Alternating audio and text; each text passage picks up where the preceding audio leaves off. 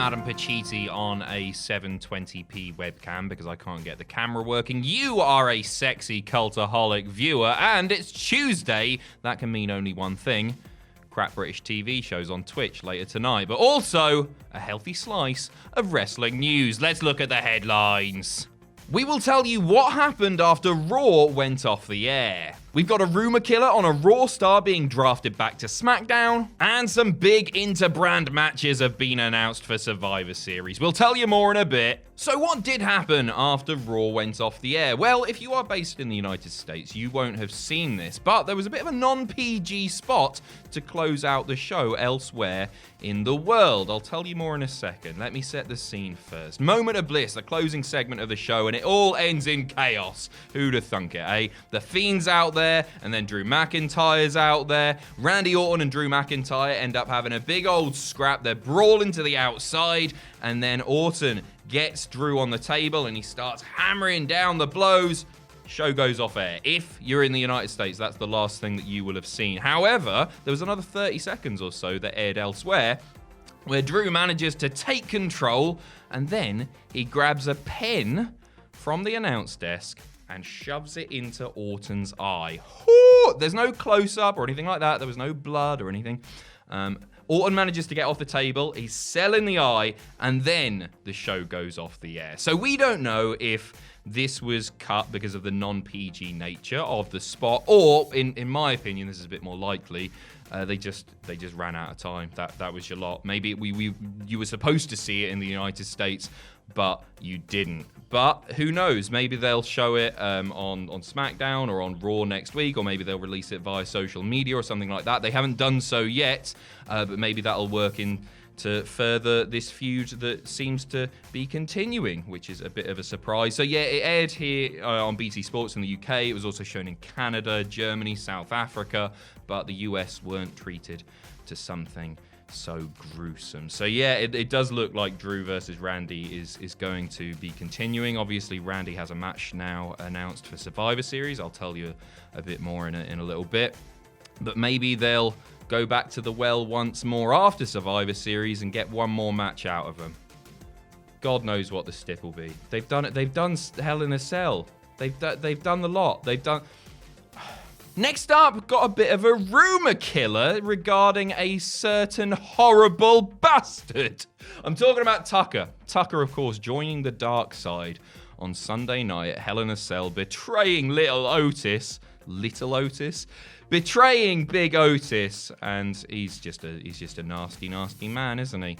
Now, various websites are reporting that despite the fact that Tucker was drafted from SmackDown to Raw in the draft, that he is back on SmackDown because his profile on WWE.com currently shows the SmackDown logo beneath his name. However, done a bit of research on this, and he was never put in the Raw category on the website to begin with. So if that's the basis of the story that Tucker is heading back to SmackDown, then it doesn't really hold much weight. And a few other names, I was checking. I used the Internet Archive, the Wayback Machine, to have a look at this and used various dates, and he was never had the Raw logo next to his name following the draft.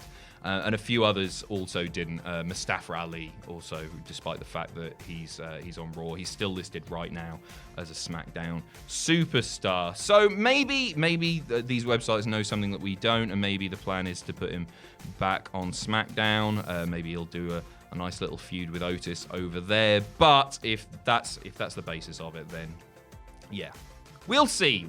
Time will tell. But one thing is for certain, he's a horrible prick. Next up, and this is really interesting, Marvel have announced a huge collaboration with AAA. Now, I'm going to preface this by telling you I know nothing about Marvel. I've seen Spider-Man 1 with Tobey Maguire and Macho Man, Bonesaw, in it. But I'm going to do my best here, so stick with me. They've announced a huge collaboration featuring wrestlers that are going to debut inspired by the superheroes and villains from the Marvel franchise. And they're also going to do a series of family shows and merchandise and all that good stuff. So the press release states, Marvel and AAA get together to expand the sporting and cultural experience of Mexican wrestling. As part of the actions that will be taken for this collaboration, a new group of wrestlers inspired by Marvel's most iconic superheroes and villains will be introduced, and a series of family shows that will gather the perfect combination of sports, culture, and entertainment that distinguishes wrestling in Mexico will also be developed. So that's the press release that they put out about this. But they've also unveiled a few of the wrestlers that you can expect to see. So these are going to be introduced to audiences at Triple Mania. First of all, we've got Arachno, who is, I'm informed, Spider-Man. Look at it. I could work that one out on my own. Next up, we've got Venenoid. Venom, of course. I figured that one out on my own. Next up, we've got Leyenda Americana, who is Captain America. And this last one, I needed a little bit of help from Andrew with. But Terra Purpura is Thanos, who is the bad guy with the rings, or ring. Glove, gauntlet. There's diamonds and rubies. There's gemstones in the glove that he wears.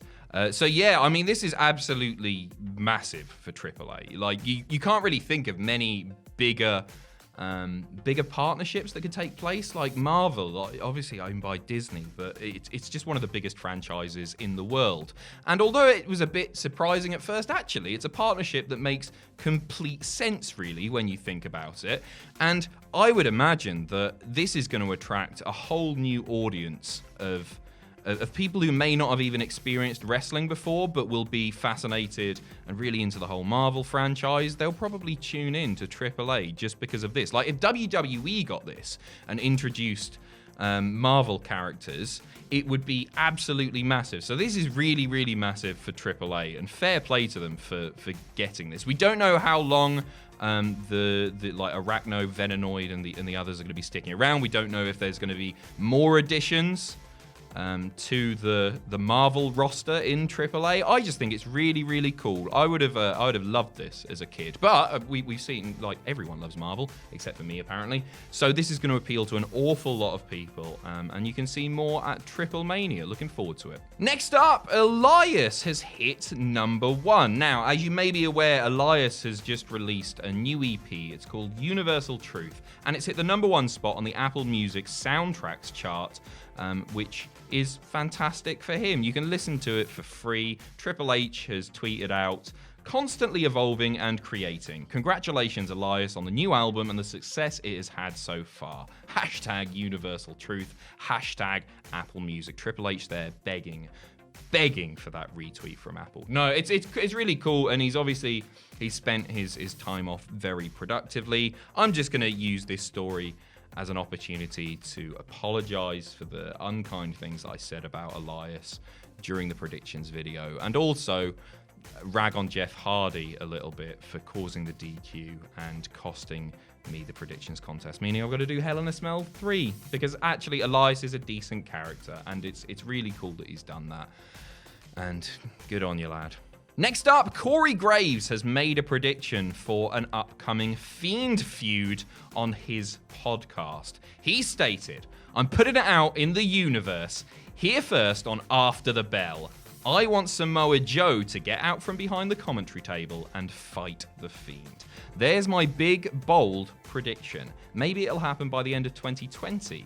I have a bad habit of making it worse." Now, essentially, he's probably just fantasy booking here, isn't he? And that's a feud, rather, that I would love to see. Two big boys going at it, yes, please. But I think the interesting thing about this is the fact that he's speculating essentially on a Samoa Joe return to the ring. So maybe he knows something that we don't, and maybe there are plans for Samoa Joe to come out from behind the commentary table and get in the squared circle once more. Maybe he's heard something. It doesn't necessarily mean that the Fiend feud is going to happen, but maybe Samoa Joe is getting ready for an in-ring return. I mean, the natural place, the place that I would like to see him is obviously in a little feud with Roman. Samoan Joseph versus Samoan Joseph. Yes, please. That's what I would like to see.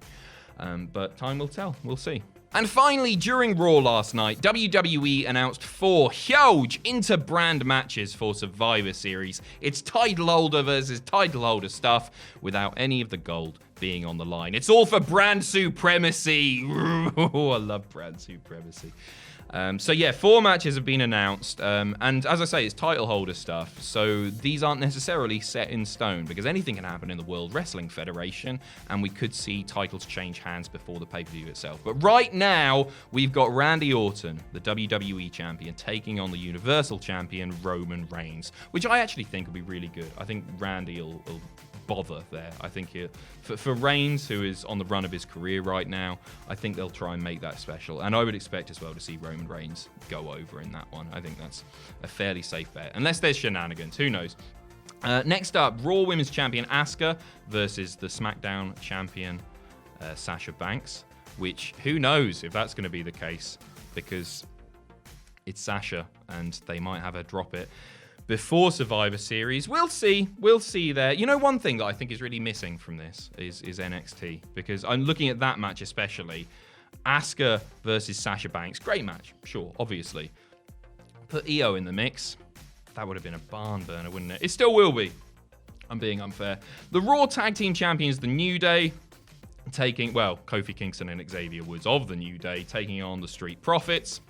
And Bobby Lashley versus Sami Zayn. So I think that's shaping up to be a pretty decent card. Who's going to come out on top? The red brand or the blue brand? Who cares? Anyway, that's your lot. Thank you very much. Cheers for tuning in. I'll see you tonight on Twitch, 6 p.m, twitch.tv/Cultaholic. Have a good day. See ya.